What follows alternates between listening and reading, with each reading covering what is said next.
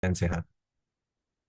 Kami dari kelompok 9 mata kuliah Hak Asasi Manusia dalam kajian hubungan internasional kelas B6 mengucapkan selamat datang dan terima kasih sebanyak-banyaknya kepada dosen pengampu mata kuliah Bapak Aris Setiawan, para pemateri yang saya hormati, dan para audiens yang saya banggakan. Sebelum memulai acara, alangkah baiknya apabila kita kenalan terlebih dahulu. Perkenalkan, saya Magnis yang akan mendampingi teman-teman sebuah sebagai moderator dalam acara webinar hari ini yang bertajuk Bagaimana Peran Perusahaan Memastikan Kesejahteraan Pekerja di Tengah Kondisi Kesulitan Ekonomi. Sebagaimana yang kita ketahui, dalam beberapa tahun terakhir, Indonesia mengalami kondisi deindustrialisasi yang menghadirkan dampak signifikan terhadap bisnis dan ketenagakerjaan. Industri dan perusahaan diharapkan dengan ekspektasi untuk mempertahankan kelangsungan bisnis, tetapi juga memenuhi hak dan kesejahteraan pekerja. Melalui webinar ini, kami ingin membahas mengenai peran perusahaan dalam menjamin kesejahteraan pekerja dan menciptakan iklim kerja yang ideal dalam kondisi kesulitan ekonomi nasional. Walaupun webinar hari ini awalnya ditujukan sebagai pemenuhan tugas mata kuliah, tetapi besar harapan kami agar webinar ini juga dapat menjadi sarana edukasi, bertukar informasi, dan mempelajari lebih soal isu ketenaga kerjaan. Pada hari ini, kita kedatangan dua pemateri yang akan mendampingi dan berbagi materi mengenai isu pekerja dan ketenaga kerjaan. Pertama, kita kedatangan Pak Immanuel Irwan Cahyanto, praktisi dalam industri asuransi perusahaan kesehatan dan jiwa dengan pengalaman selama 23 tahun. Pak Irwan sendiri merupakan lulusan dari program Sarjana Teknik Sipil dari Universitas Katolik Parahyangan pada tahun 1994 dan melanjutkan studi magister di program Magister Manajemen Universitas Indonesia dan lulus pada tahun 2000. Pak Irwan akan membahas mengenai peran perusahaan dalam memastikan kesejahteraan pekerja, hak-hak pekerja, dan relasi perusahaan pekerja dalam menciptakan iklim kondisi kerja yang ideal. Berikutnya, kita kedatangan Kanao Kibran, mahasiswa ilmu politik Universitas Brawijaya Angkatan 2022, yang akan membahas mengenai kondisi deindustrialisasi dan kendala perusahaan dan ketenaga kerjaan sebagai dampak dari kondisi deindustrialisasi tersebut. Berikutnya, tanpa berlama-lama lagi, mari kita mulai acara webinar kita pada hari ini dengan penyampaian materi pertama dari Kanawaf. Kepada Kanawaf, waktu dan tempat saya persilahkan. Ya, singkat saja ini soalnya saya lagi di stasiun, lagi di Brasel ya. Mau sebentar lagi saya mau turun buat ke Belanda. Jadi sebenarnya deindustrialisasi ini sebenarnya sebagai pembukaan aja. Deindustrialisasi ini merupakan beban warisan dari pemerintahan Jokowi, yang dimana pemerintahan Jokowi terlalu menempatkan fokus ke sektor ekstraktif, yang itu akhirnya menyebabkan dampak yang signifikan ke sektor manufaktur kayak alas kaki dan sebagainya. Mungkin bisa dilanjut. Sorry, ya, ya. Kita bisa melihat bahwasannya indikator yang paling krusial adalah PDB. Eh, kita melihat bahwasannya kontribusi dari sektor manufaktur terhadap produksi PDB ini di Indonesia ini saat ini bisa dikatakan lemah dibandingkan dengan tahun-tahun sebelumnya. Em, Kontribusi manufaktur ini bisa dilihat dengan angka 18,67. Kita bandingkan dengan zaman kepresidenannya, awal kepresidenan 90-an itu Pak Soeharto, Pak Harto, dan B.J. Habibie dan sebagainya. Itu setelah B.J. Habibie sekalipun Abdurrahman Wahid, eh, angkanya sangat signifikan turunnya, 18%, 12% turun. Dan mungkin bisa dilanjut. Ini, sorry. Kenapa deindustrialisasi ini menjadi bahaya ya bagi kelas buruh sendiri? Yang pertama, eh, deindustrialisasi ini menyebabkan PHK massal karena banyak istilahnya, gampangnya gini, manufaktur alas kaki dan sebagainya itu kan kemarin kayak Sritex dan sebagainya itu mereka kita bisa melihat mereka itu tidak laku gitu untuk di Indonesia saat ini, dengan daya tawar dan daya beli dari masyarakat itu saat ini sedang rendah karena ada di akhir masa kepresidenan Jokowi, Indonesia deflasi berbulan-bulan. Kita sampai sekarang masih merasakan dampak PHK yang sampai 20,2%, dan lebih dari 78.000 orang saat ini jumlahnya makin naik. Kemarin saya itu lihat itu 78.000. Menurut saya Mas Gibran, Wapres ini sangat bullshit gitu. Kalau misalnya mau bilang 19 juta lapangan pekerjaan itu mau dibuka, itu menurut saya adalah suatu hal yang omong kosong. Mungkin tunggu dulu ya teman-teman ya. Saya mau pause ini, sorry, moderator, saya izin pause dulu sebentar aja. Karena ini saya mau turun dulu di Brasel. Nanti kalau saya udah nyari tempat yang aman, nanti saya lanjutkan. Apakah diperkenankan? Boleh, silakan, Kak.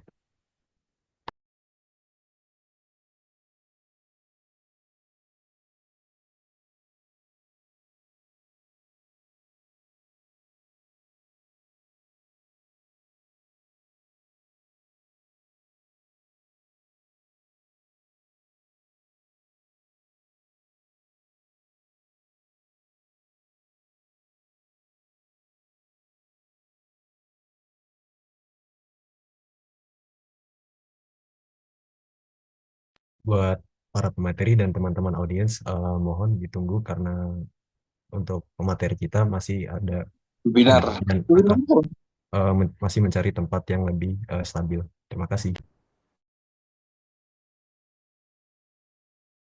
Kelar.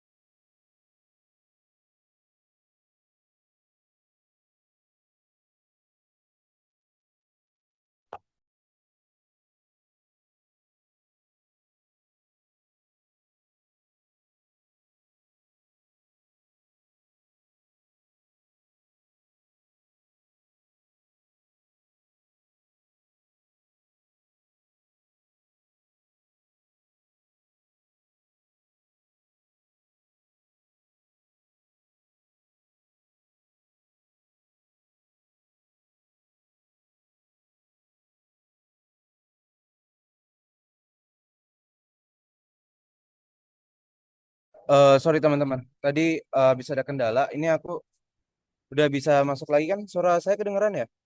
Ya, sudah kedengaran, Kak. Bisa dilanjutkan lebih lanjut lagi. Oke, buat selanjutnya tolong di slide selanjutnya aja. Saat ini kan kita sudah melihat ya bahwasannya ada angka yang signifikan terhadap lonjakan PHK. PHK massal ini tentunya berpengaruh juga ya terhadap kesejahteraan buruh karena sekarang banyak buruh yang beralih ke sektor informal. Kayak pekerja outsourcing yang itu jelas status pekerjaannya itu sangat dipertanyakan gitu. Dan mereka ini dengan sektor apa dengan status pekerjaan yang eh, tidak mengkhawatirkan ya dengan mereka bekerja di sektor informal itu eh, beban BPJS Ketenagakerjaan ini juga tentunya dipengaruhi gitu karena BPJS Ketenagakerjaan itu BPJS Ketenaga mereka ini tidak memiliki akses terhadap dan hak mereka seperti jaminan sosial, BPJS Kesejahteraan dan sebagainya. Mungkin bisa dilanjut. Kita bisa lihat ini kan permasalahan yang multifaceted gitu, permasalahan yang multidimensional. Kita bisa lihat pelemahan rupiah terhadap dolar AS sekarang. Indonesia dari kalau misalnya dari rupiah ke dolar sekarang dikonversi itu hampir 17.000. Eh, kita juga melihat bahwasannya ada ketidakpastian ekonomi global. Sorry, ini ada suara kereta ya teman-teman. Ini ada ketidakpastian ekonomi global di mana banyak perubahan dinamika ya. Kemarin Presiden Trump sempat menerapkan kebijakan ekonomi yang sedikit proteksionis eh, dengan adanya eh, berbagai permasalahan dan dinamika. Indonesia saat ini masih belum bisa memiliki kebijakan yang sekiranya robust terhadap masalah itu. Eh, dan rendahnya kontribusi sektor manufaktur itu juga menjadi salah satu poin penting yang juga perlu dibahas karena ketika kontribusi manufaktur terhadap PDB itu sangat rendah, berarti deindustrialisasi itu semakin menjadi gitu. Nah, yang pertama, kita tuh masih tinggi ya terkait ketergantungan pada ekspor komoditas. Itu juga masih menjadi permasalahan. Dan kita bisa melihat highlight gitu, kalau misalnya impor Indonesia saat ini lumayan tinggi dan produsen lokal, terutama di perusahaan lokal manufaktur itu sangat saat ini sangat in danger gitu, sangat vulnerable dengan iklim yang seperti ini. Selanjutnya, eh, pasar tenaga kerja itu menghadapi tantangan serius, yaitu dengan adanya iklim yang seperti ini, maka sudah jelas ya pasti meningkatnya PHK, kesejahteraan pekerja itu dipertanyakan, dan pengangguran dan inflasi yang tinggi. Mungkin bisa lanjut dulu.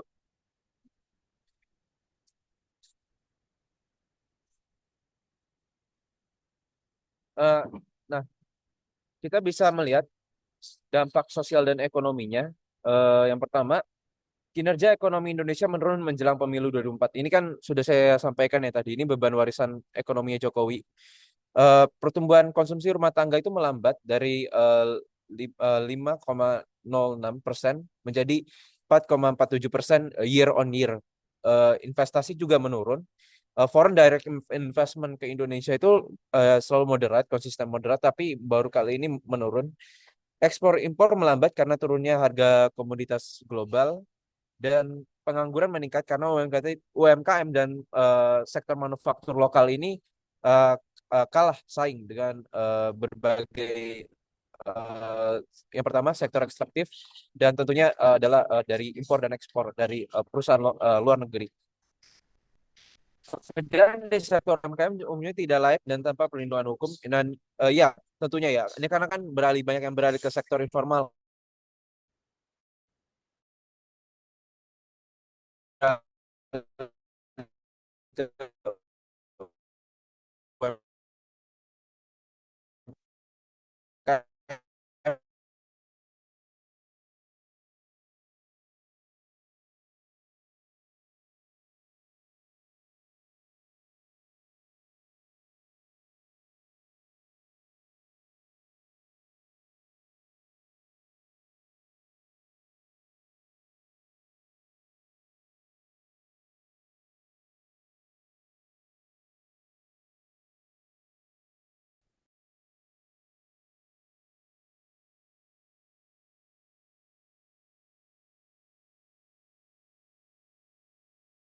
Halo, bisa dilanjut ke slide berikutnya?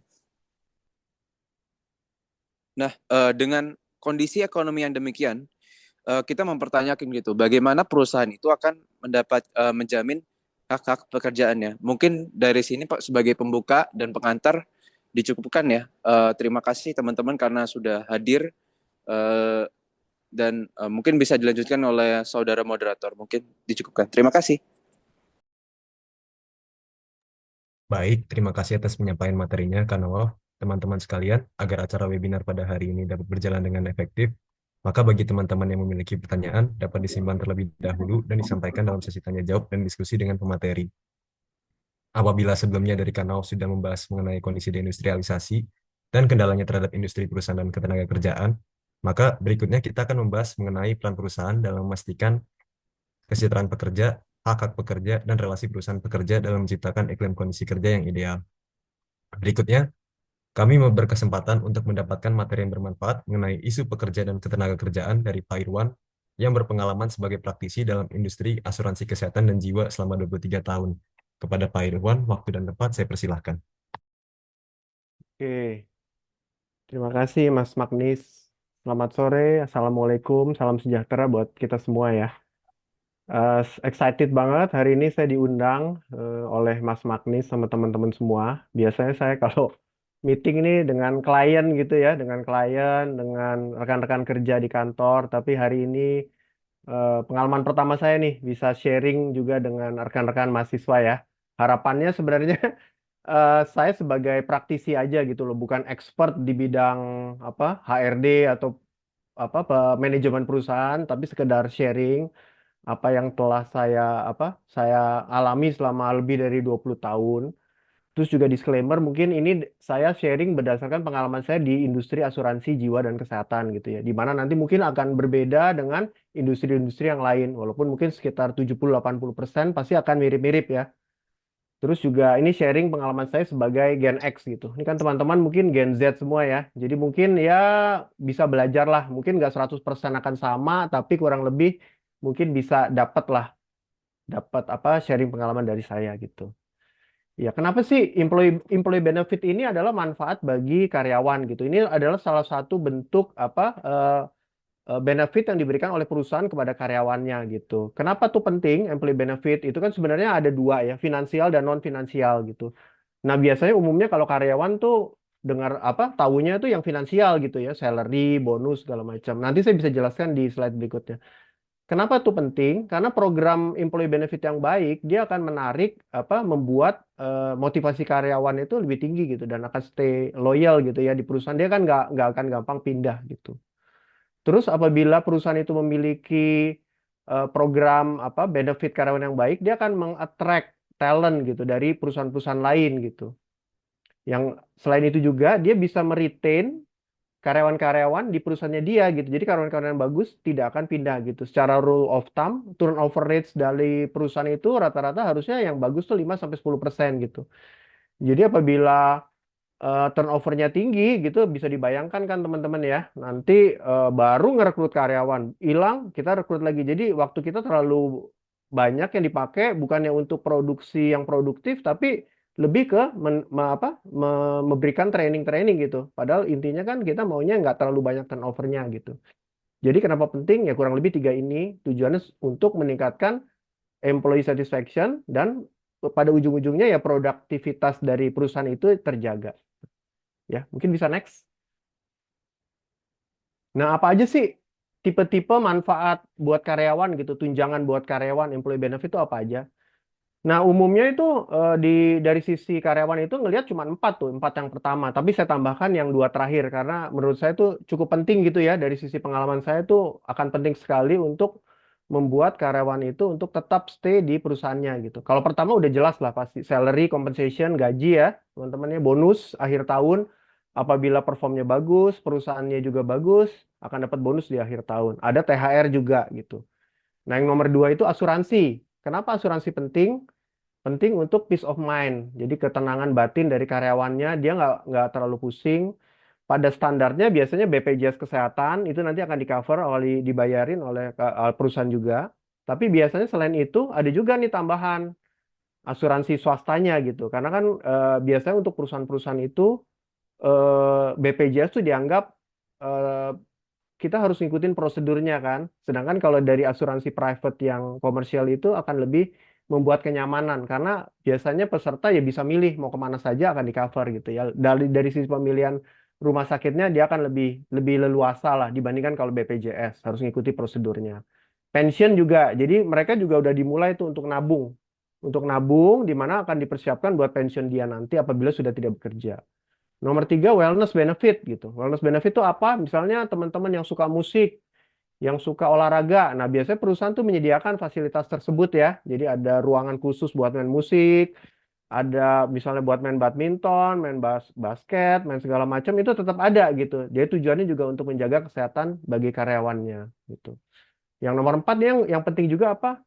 Career development-nya gitu. Jadi jenjang karir dari karyawan itu juga harus diperhitungkan gitu ya. Di HRD perusahaan harus menjelaskan, oh ini nanti step-stepnya seperti ini. Jadi karyawan itu tahu, oh saya mau ke arah sana, apa yang harus saya lakukan gitu.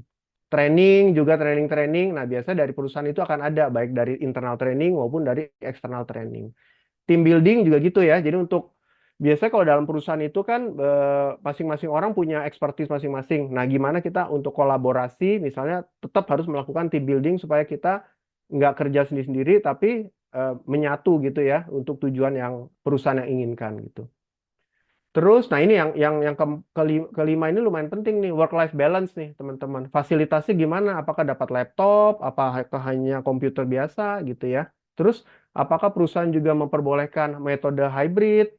Dulu sebelum sebelum terjadinya COVID, kita nggak pernah kepikiran tuh untuk work from home ya, untuk belajar dari rumah. Tapi setelah itu ternyata oh bisa gitu loh. Nah ini kadang-kadang jadi pilihan juga gitu bagi calon karyawan. Saya ngalamin sendiri gitu ya di beberapa tempat perusahaan gitu, pas karya mungkin karena mau apa Gen Z juga ya, di mana kalau nggak bisa hybrid gitu, nggak bisa work from home, kayaknya, waduh, saya nggak mau deh masuk ke perusahaan ini. Saya maunya perusahaan yang mengizinkan saya bisa kerja dimanapun gitu. Itu jadi faktor yang penting juga. Culture bekerja juga penting teman-teman ya. Jadi jangan sampai hanya dari salary-nya aja, tapi juga harus mempertimbangkan gimana nih lingkungan kerja saya, apakah fairness-nya dijunjung, kolaborasinya, recognition, respect, safety-nya juga gitu. Ini juga penting menjadikan manfaat buat karyawan itu gitu. Bisa next? Ya, challenges-nya apa teman-teman?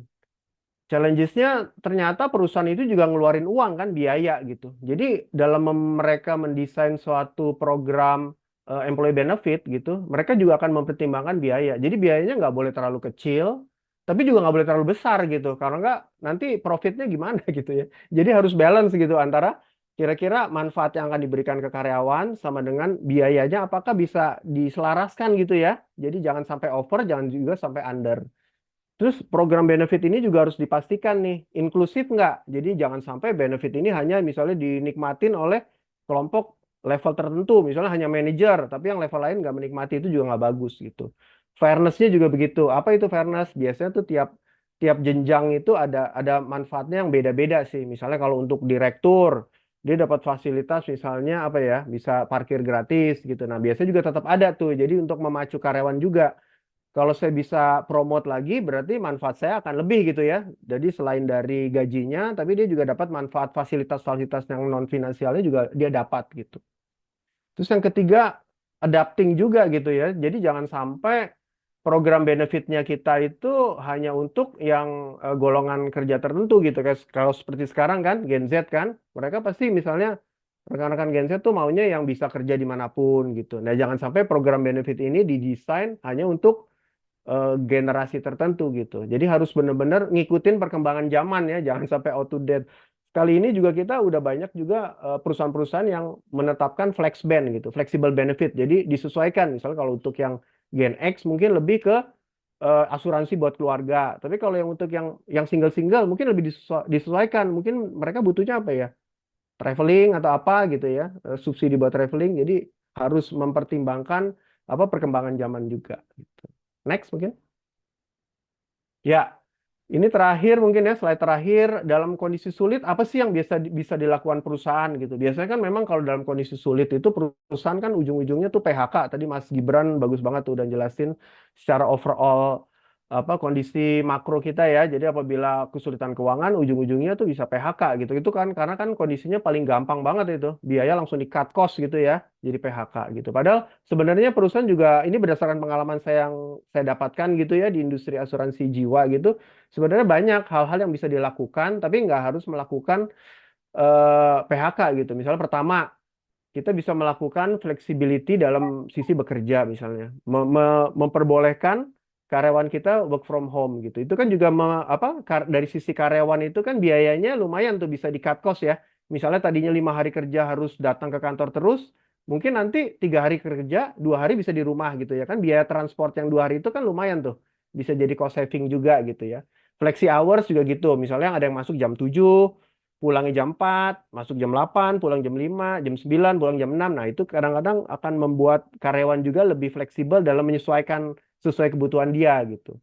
Financial support juga ada allowance gitu. Dulu pengalaman saya di perusahaan saya dulu ya, setelah COVID kan dulu pernah tuh disuruh kerja di rumah semua. Nah, waktu mau diharuskan balik ke kantor agak susah tuh kadang-kadang. Sebab udah keenakan tuh selama 5 hari kerja di rumah terus ya, nggak ada biaya transport. Nah, untuk memotivasi karyawan untuk ke kantor lagi, biasanya dikasih allowance juga. Nah, ini hanya salah satu contoh sih. Mungkin bisa juga di apa cara-cara yang lain ya. Ini hanya sharing aja. Terus biasanya kalau dalam kondisi sulit itu, ya ini tingkat stres kerjanya juga lumayan nih teman-teman ya. Kalau physical health kan kelihatan tuh kalau sakit ya, itu udah ada asuransi kesehatan. Nah biasanya kalau perusahaan-perusahaan yang baik dia akan menyediakan nih, ada psikolog, ada apa psikiater gitu ya untuk mengkonsulingkan masalah kesehatan mereka gitu. Jadi intinya perusahaan apa menyediakan fasilitas yang bisa dipakai oleh karyawan gitu.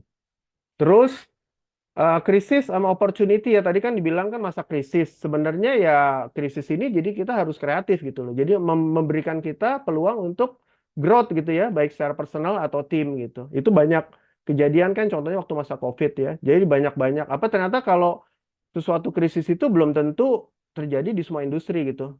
Seperti yang COVID itu kan dulu ternyata lab test yang PCR tuh bermunculan gitu ya banyak ya. Terus yang jualan masker juga banyak gitu. Jadi sebenarnya kalau saat krisis itu nggak berarti semua industri akan mati gitu. Ada beberapa industri juga akan bangkit sebenarnya. Recognition kan biasanya kan kalau kita karyawan kita hanya lihat dari sisi, oh gaji saya berapa nih ya bisa naik gitu. Tapi kan sebenarnya nggak harus finansial. Jadi kita bisa melakukan selebrasi misalnya pada saat meeting kita kasih tahu, oh nih teman kita nih ada yang bisa apa jual apa salesnya closing gitu. Kita bisa celebrate secara apa non finansial sebenarnya. Jadi kita berikan personal recognition di antara tim gitu, memberikan semangat. Jadi nggak harus dalam bentuk finansial. Itu yang bisa dilakukan oleh perusahaan gitu. Terus perusahaan juga bisa melakukan cost saving management gitu. Sekarang nih rata-rata perusahaan itu udah modelnya udah open area, hot desk. Jadi working space kayak contoh pengalaman saya dulu. Dulu misalnya ada 6 lantai, sekarang di-cut jadi 3 lantai. Kenapa bisa? Karena kita udah menerapkan sistem itu hybrid itu. Jadi nggak semua orang harus masuk ke kantor kan. Dari sisi perusahaan itu bisa apa saving cost dari sisi penyewaan lantai nggak perlu. Tapi dari sisi apa karyawan juga ada option gitu. Ada 3 hari masuk kantor, 2 hari bisa di rumah gitu ya. Terus hot desk sistemnya. Hot desk itu apa? Jadi kita berebutan gitu. Setiap hari nggak punya tempat duduk yang pasti gitu ya. Jadi kita tergantung kita kalau datang pagi dapat tempat duduk, kalau enggak ya enggak gitu. Terus karyawan bisa kerja dimanapun gitu, nggak harus di rumah gitu ya. Jadi ini salah satu cara untuk gimana perusahaan melakukan cost saving dari sisi apa penyewaan lantai kerjanya ruang kerjanya gitu. Jadi nggak semata-mata harus apa melakukan PHK misalnya. Ini yang saya share di sini hanya contoh-contoh yang pernah saya alamin di perusahaan-perusahaan saya, mungkin di industri yang lain atau di apa tempat kerja lain ada banyak gitu. Jadi teman-teman ya ada nggak harus terpaku dengan contoh saya ini sih. Ini slide saya terakhir sih, Mas Magnis ya. Mungkin nanti bisa kita lanjut dengan tanya jawab sih. Mm-mm. Baik, terima kasih Yap, kepada Pak Irwan untuk yap. menyampaikan materinya, khususnya mengenai peran perusahaan dalam memenuhi kesejahteraan pekerjanya dan menciptakan kondisi iklim kerja ideal melalui adanya employee benefits. Tadi Pak Irwan juga sudah menjelaskan mengenai challenges and considerations yang dihadapi oleh perusahaan ketika masa kondisi ekonomi sulit. Menarik sekali melihat pembahasan dalam acara webinar hari ini saling berkaitan dan melengkapi satu sama lain. Tentunya materi yang disampaikan oleh Pak Irwan dan Kanal tadi sangat relevan dengan keadaan kini dan bermanfaat untuk kita semua. Berikutnya, kami akan mengadakan sesi tanya jawab dan diskusi untuk teman-teman audiens bersama dengan Pak Irwan dan Kanawal. Bagi teman-teman yang ingin bertanya, diperkenankan untuk menggunakan fitur raise hand dan akan saya bantu fasilitasi. Bagi teman-teman yang berkenan untuk menyampaikan pertanyaannya melalui kolom chat, saya persilahkan. Untuk penyampaian pertanyaan melalui kolom chat, nanti akan saya bantu bacakan. Terima kasih.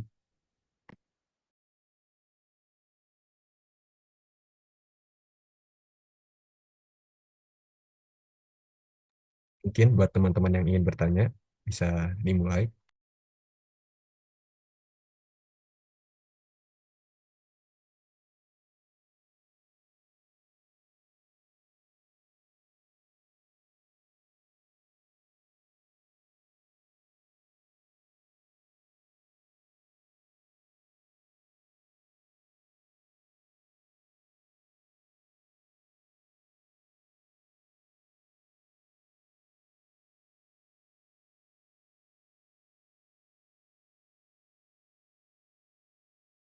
Baik, mungkin untuk Salsabila Zara bisa silahkan mengajukan pertanyaannya. Oke, baik. Terima kasih atas kesempatannya. Mungkin pertanyaan ini saya tujukan ke Bapak Irwan ya. Sebenarnya tuh saya penasaran aja sih. Kalau misalnya kita itu kerja di sebuah perusahaan dan ternyata perusahaan itu tuh tidak memenuhi hak pekerjaannya ya, seperti kayak nggak dapat asuransi atau misalnya bahkan eh, fasilitasnya di perusahaan itu tuh tidak memadai untuk bekerja seperti itu. Nah, itu tuh apakah ada apa ya, lembaga yang dapat membantu pekerja ini dalam kayak eh, mendapatkan hak mereka gitu. Dan misalnya juga em, kira-kira ketika perusahaan itu tidak memenuhi hak pekerja itu, apakah lembaga-lembaga ini tuh memberikan konsekuensi gitu, misalnya ke perusahaan seperti itu. Ya, thank you pertanyaannya Asara. Terus terang sih saya belum pernah ngalamin ya, jadi nggak terlalu tahu gitu. Jadi memang kalau pada saat kita milih perusahaan juga memang kita harus lihat-lihat dulu sih ya. Jadi kalau misalnya pengalaman saya sih, saya kan di joint venture. Biasanya kalau perusahaan joint venture mereka lebih lebih care gitu ya, lebih teliti ya dalam dalam peraturan-peraturan yang berlaku di Indonesia gitu. Jadi hak-hak pekerja akan lebih diperhatikan. Mungkin benar aja sih, benar, ada juga perusahaan-perusahaan yang biasanya ya kurang terlalu memperhatikan gitu ya. Tapi tahu saya sih pasti ada lembaga kayak Menaker gitu ya, kayak Menaker atau kan mereka pada saat mendirikan suatu perusahaan kan pasti harus ada izin tuh, harus ada izin segala macam ya. Nah, itu kita bisa bisa laporkan sih harusnya. Sebab kan hak-hak karyawan juga dijaga gitu ya. Minimal kalau kayak asuransi aja BPJS tuh minimal. Jadi kalau perusahaan-perusahaan joint venture biasanya lebih sih. Kalau ini karena saya nggak bisa menjawab atas nama perusahaan-perusahaan yang saya nggak ngerti ya. Tapi kalau pengalaman saya biasanya kalau perusahaan joint venture dia nggak sekedar yang minimal yang harus diberikan oleh apa peraturan dari perusahaan gitu, misalnya asuransi kesehatan BPJS kayak contohnya di tempat-tempat saya yang dulu pernah kerja gitu ya. Jadi nggak cuma BPJS, tapi asuransi private-nya juga gitu. Jadi kita memang harus bijaksana untuk dalam sebelum ini harus memilih apa perusahaannya, kita juga harus cari tahu gitu. Jadi jangan sembarangan apa ngelamar, tapi kita nggak tahu gitu. Harap itu sih yang bisa kita lakukan dari sisi kita ya sebagai calon karyawan ya. Karena apabila kita udah masuk ternyata seperti itu, kayaknya memang agak sulit biasanya kan akan butuh waktu juga untuk melaporkannya. Itu sih mungkin aku sharing dari pengalamanku ya. Baik, Pak, terima kasih. Ya.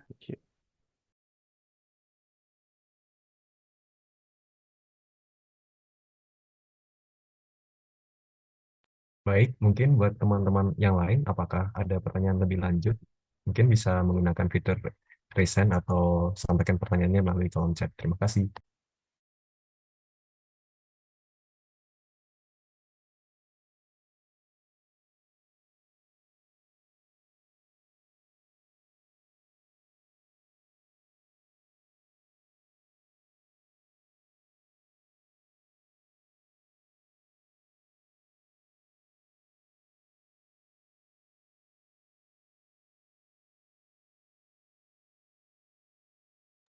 Itu Dinda mau nanya. Baik, Dinda. mungkin buat Dinda, apakah ada pertanyaan? Mungkin bisa langsung on mic.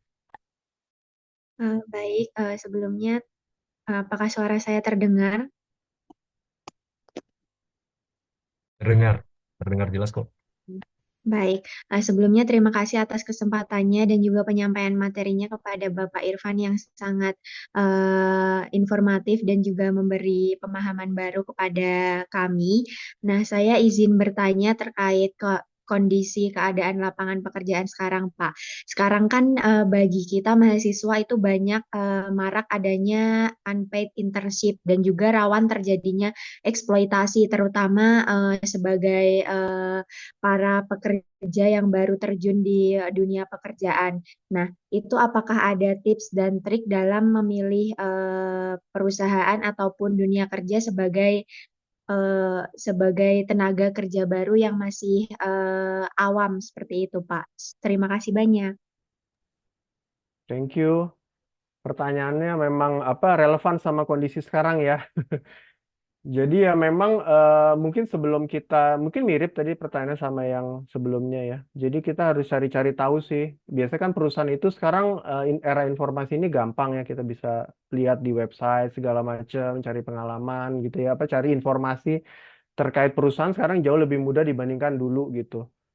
Nah, memang ya kondisinya seperti itu sih, kayak magang aja gitu. Saya juga tahu dari apa dengar-dengar pengalaman dari anak saya juga kan kebetulan mirip-mirip nih umurnya di mahasiswa juga, ada yang nggak dapat gitu ya magang, nggak dapat allowance, tapi ada juga yang dapat gitu. Jadi memang kita harus extra effort, ekstra untuk cari tahu juga sih.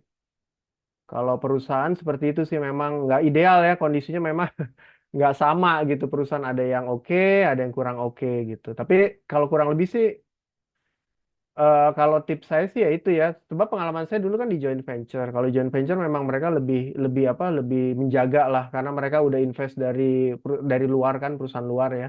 Mereka untuk memastikan semua hak-hak dari karyawan itu terjaga gitu. Mungkin itu sih intinya, itu sih cari tahu yang banyak ya, ngobrol nyari informasi kan sekarang jauh lebih mudah. Itu aja sih menurut saya. Thank you. Semoga membantu ya. Baik, untuk Dinda, apakah jawabannya sudah cukup menjawab? Sudah, terima kasih banyak, Pak.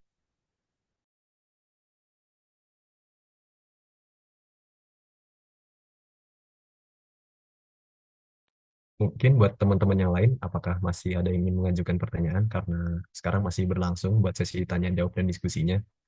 Mungkin sekali lagi saya remind kalau bisa menyampaikan pertanyaannya melalui raise hand atau on mic atau langsung lewat kolom chat. Terima kasih.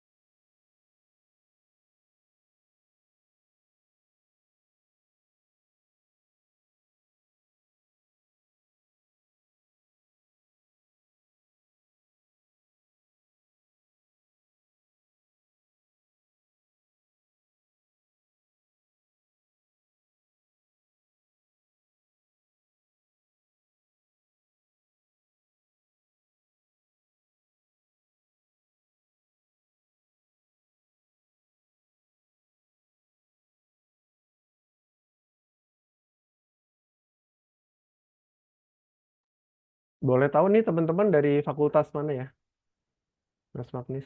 Kalau kita rata-rata dari Fakultas Ilmu Sosial dan Ilmu Politik, Pak. Oh, misalnya sama politik ya. Ya mungkin sharing pengalaman saya juga gitu. Walaupun FISIP mungkin kan kadang-kadang kan kita nentuin dari awal ya mau kerja di mana gitu. Tapi ya nggak ada salahnya juga kalau berbelok gitu. Kayak saya dulu di teknik sipil gitu, S1-nya, S2. Pernah kerja di bagian teknik sipil juga. Idealnya kan harusnya kan sesuai ya. Jadi teknik sipil terus gitu. Tapi dulu sempat ngalamin krismon gitu ya. Jadi saya lanjut S2 di bagian finance. Akhirnya jadi yang kerjanya selanjutnya di bagian lebih cocok yang finance itu, asuransi gitu. Jadi mungkin untuk apa, jenjang karir ke sananya ya nggak masalah gitu. Jadi dari teman-teman saya juga ya banyak yang berbelok, ternyata nggak harus di bidang yang tersebut gitu ya, kayak FISIP harus di FISIP, kayak ada teknik sipil saya pernah kerja juga, tapi bisa beralih juga gitu. Jangan sampai patah semangat lah. Intinya kalaupun harus fleksibel juga is okay gitu. At least kan dari apa? Dari kampus itu udah dibekali banyak-banyak apa bekal untuk bekerja juga, tapi nggak memungkinkan juga untuk switch gitu ya, apabila suatu saat ternyata oh diterimanya di sini nih dan ternyata passionnya lebih cocok di sana, nggak masalah juga sebenarnya gitu. Saya juga dari angkatan saya sipil dulu 300-an mungkin ya sekitar 50 atau 60% juga switch gitu ya, jadi jangan patah semangat lah istilahnya. Kalau ya idealnya sesuai, tapi kalaupun beralih juga it's okay gitu. Itu sih mungkin sharing saya Eh, ya. Hmm. Baik, thank you Pak Irwan buat sharing sessionnya. Ya. Mungkin kalau dari aku sebenarnya aku ada satu pertanyaan, Pak Irwan. Tadi Boleh. Pak Irwan juga sudah sempat mention eh, beberapa employee benefits dan fasilitas-fasilitas yang bisa ditawarkan oleh perusahaan dalam kondisi ekonomi sulit buat para pekerjanya. Nah, tadi juga sudah sempat dimention kalau misalnya dalam bagian challenges and considerations-nya ada salah satu challenge-nya itu terletak di bagaimana cara menyeimbangkan antara cost biaya operasionalnya dan benefits yang ditawarkan untuk para pekerjanya. Sebenarnya itu idealnya bagaimana, Pak Irwan? Cara perusahaan di satu sisi itu dia tuh harus melanjutkan operasionalnya, tetapi di satu sisi juga harus memperhatikan hak dan well-being para pekerjanya. Mungkin begitu. Ya, thank you Mas Magnis ya. Memang nggak ada benar dan salah juga sih dalam prosesnya, memang kebanyakan juga trial and error ya. Tapi kalau dari sisi perusahaan biasanya mereka akan lihat ke general market gitu. General market tuh benefitnya seperti apa yang ditawarkan gitu. Terus nanti bisa lebih spesifik lagi ke industrinya dia gitu. Misalnya industrinya dia banking, dia akan lihat tuh sesama banking lain memberikan benefitnya seperti apa gitu. Biasanya mereka nggak mau terlalu jauh berbeda gitu. Jadi salah satu itu yang untuk memastikan juga. Karena kalau dia terlalu beda terlalu jauh, nanti talent-talentnya dia akan pindah ke tempat lain dan dia akan susah menarik talent dari luar gitu. Jadi intinya dua itu sih. Pertama kan kita lihat dari general marketnya, benefit itu seperti apa. Setelah itu baru kita lihat secara spesifik industrinya dia. Minimal di industrinya dia nggak boleh terlalu jomplang gitu ya. Tapi benar kata Mas Magnis tuh, kita harus adjust juga. Apabila, jadi perusahaan juga bisa nentuin dia strateginya mau yang the best in the market, atau mau yang so-so dulu, atau mau yang cost saving gitu. Jadi bebas sih sebenarnya.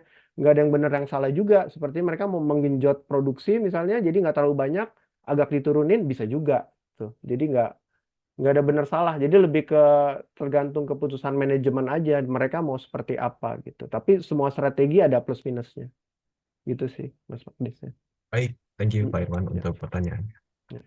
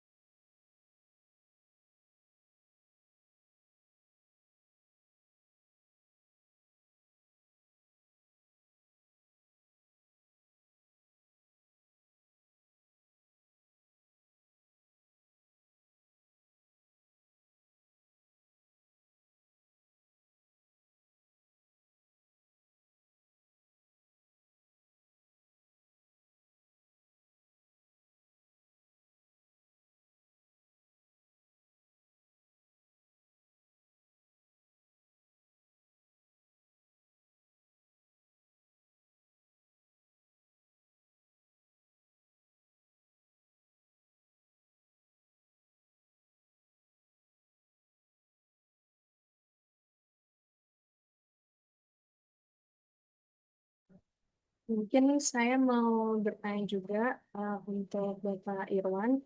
Kan sebelumnya memang sudah disebutkan terkait benefits untuk para pegawai atau para pekerjanya sendiri dari joint and venture itu. Nah, saya ingin bertanya, apakah menurut Bapak hal terpenting apa sih yang dapat diberikan oleh perusahaan kepada pekerja-pekerjanya? Terima Ya, kasih. thank you atas pertanyaannya. Ya biasanya kalau kita ngelihat kan dari sisi finansial. Tadi menurutku sih non finansial juga penting gitu. Jadi dari sisi apa, kita sebagai karyawan kita harus punya program apa growth juga gitu ya. Jadi kita pengembangan dirinya bagaimana gitu. Nggak cuma secara finansial, tapi dari sisi kapabilitas kita harus tingkatkan gitu. Nah biasanya kalau perusahaan-perusahaan yang baik dia akan melakukan training, sertifikasi gitu ya. Itu yang dipentingkan gitu. Jadi nggak cuman eh, hanya dengan kemampuan yang sekarang, kalau bisa juga dari karyawannya juga minta gitu, oh saya mau di training ini, walaupun kalau perusahaan yang bagus biasanya udah ada tuh jalur-jalurnya, training ini, training ini, training ini gitu. Dan pengalaman saya kalau di joint venture itu eh, kita punya kesempatan mobility juga gitu, nggak hanya di Indonesia, kita bisa kerja misalnya yang di Singapura, di Malaysia gitu ya, apalagi kalau yang single-single tuh kan untuk movement ke negara-negara lain, apabila kemampuan kita itu udah bagus, itu bisa gitu. Jadi selain finansial menurutku kita juga harus apa develop apa kemampuan kita gitu ya. Jadi training-training itu yang disediakan. Jadi jangan sampai lupa, jangan cuma ngerjain apa kejar finansial aja, tapi kitanya nggak self development gitu. Itu yang kurang bagus gitu. Karena kalau kita kita udah bisa mendevelop, kita juga nilai jual kita akan lebih tinggi dan mungkin ya bisa juga pindah ke tempat lain yang lebih baik misalnya gitu. Itu sih. Jadi lebih ke self developmentnya harus kita kita dari karyawan sendiri harus punya inisiatif gitu ya. Jangan nunggu dari perusahaan juga. Walaupun kalau perusahaan yang bagus, mereka kan pasti udah punya jalurnya. Itu sih, Alika ya. Baik, terima kasih Bapak. Baik, mungkin buat teman-teman karena eh, kita sudah mau mencapai penghujung di acara sesi diskusi dan tanya jawab, mungkin sesi ini akan saya tutup dengan satu pertanyaan terakhir dari saya, Pak Irwan. Mungkin karena tadi Pak Irwan juga sebelumnya di penyampaian materi sudah menyampaikan mengenai benefits jenjang karir yang bisa ditawarkan kepada para karyawannya.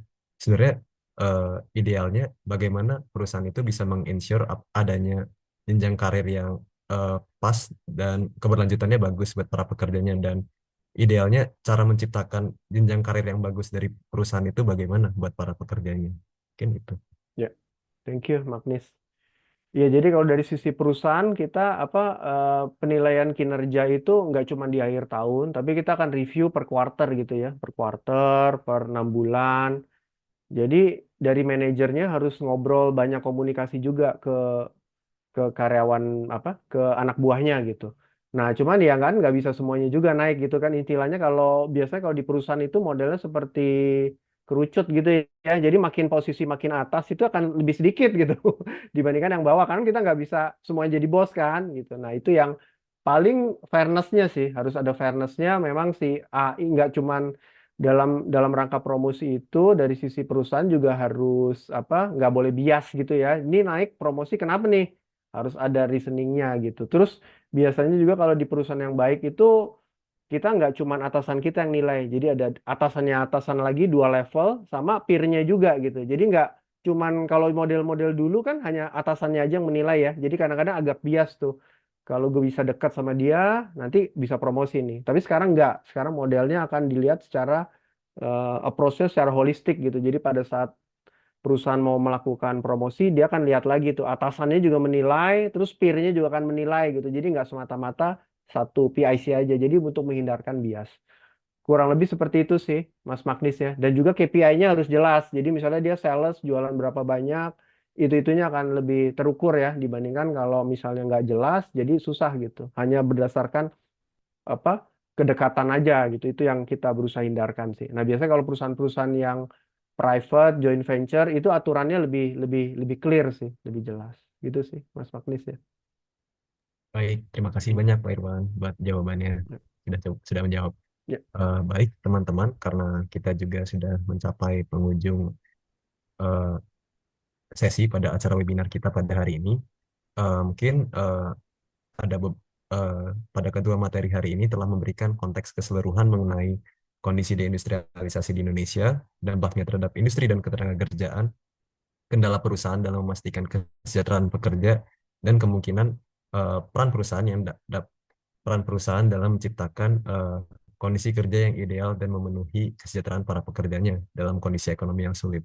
Dimulai dari Kanawaf yang memulai acara dengan memberikan konteks mengenai kondisi deindustrialisasi di Indonesia dan dampaknya terhadap industri dan ketenagakerjaan, lalu dilanjutkan dengan Pak Irwan yang membahas mengenai peran perusahaan dalam memastikan kesejahteraan pekerja dan menciptakan iklim kondisi kerja ideal di tengah kondisi kesulitan ekonomi nasional.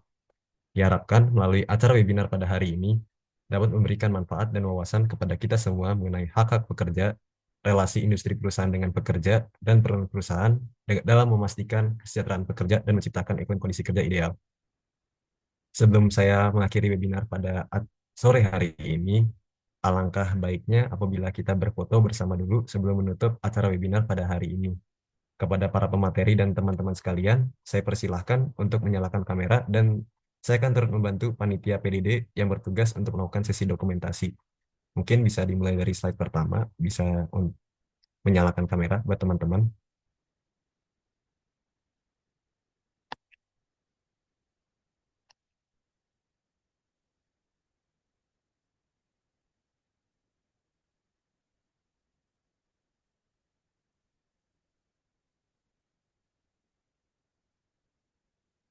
Mungkin buat teman-teman sekali lagi saya himbau bisa buat menyalakan kameranya karena kita akan melakukan sesi dokumentasi. Terima kasih.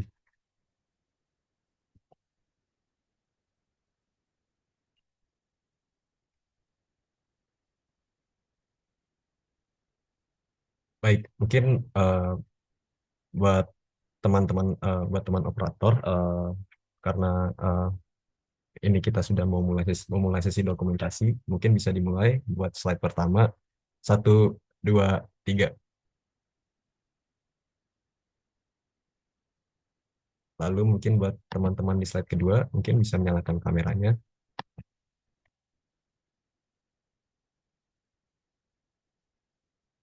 1, 2, 3.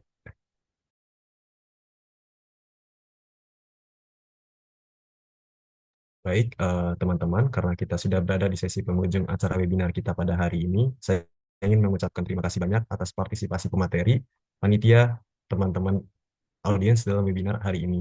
Saya Magnis selaku moderator dalam acara bagaimana peran perusahaan memastikan kesejahteraan pekerja di tengah kondisi kesulitan ekonomi, pamit undur diri. Mohon maaf apabila ada kesalahan kata maupun perbuatan, baik yang disengaja maupun yang tidak disengaja dari saya selama berlangsungnya acara. Semoga webinar ini menjadi ajakan kita untuk mulai lebih sadar dan memperhatikan hak-hak pekerja dan isu ketenagakerjaan, baik secara individu dan kolektif. Selamat sore semuanya, sampai jumpa dalam kesempatan lainnya. Terima kasih banyak buat teman-teman audiens yang sudah hadir dan para pemateri yang sudah meluangkan waktu untuk hadir dan berbagi materi. Terima kasih banyak teman-teman. Mungkin bisa mulai untuk live Zoom. Terima kasih banyak teman-teman. Terima kasih semua. Terima kasih. Terima Terima kasih Pak kasih juga Pak Irwan. Terima Iwan. kasih.